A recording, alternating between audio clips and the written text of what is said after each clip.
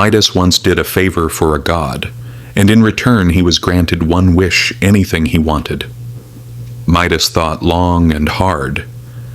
How could one wish satisfy his countless desires? He thought he deserved at least 3. After all, weren't 3 wishes the standard reward? He felt cheated until an idea struck him like a flash. I know how I can get it all. My wish is that everything I touch will turn to gold. King Midas was a greedy man, in fact. He was one of the greediest people who ever lived. All day long he thought about how much gold he had, and all night he dreamed about how he could get even more. Midas could not resist testing his new power immediately. He reached out and broke off a twig from a tree. To his delight, the twig became solid gold.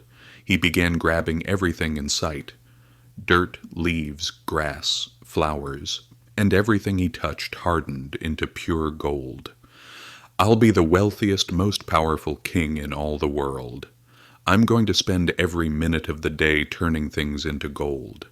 Won't even stop to sleep.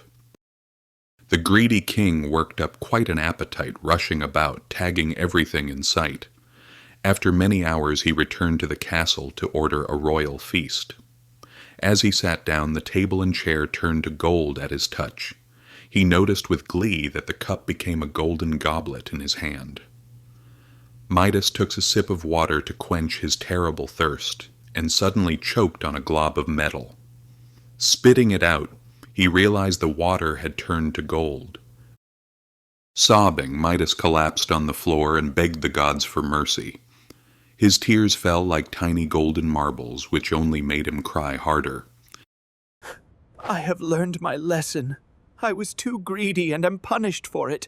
Now I know that riches cannot buy happiness. Please, take away all of this gold and let things return to the way they were. Midas picked up a piece of bread and shoved it into his mouth as quickly as he could, but he could not outsmart his golden touch. As soon as the bread touched his lips, it turned into a chunk of gold.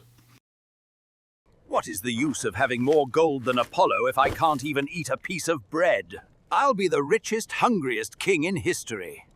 Storming out of the banquet hall, Midas bumped into a servant.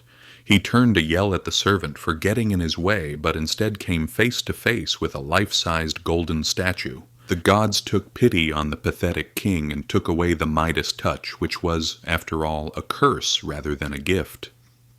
But just in case Midas forgot his own foolishness, the gods gave him a reminder. 2 donkey ears sprouted from the top of his head, and Midas never forgot his lesson.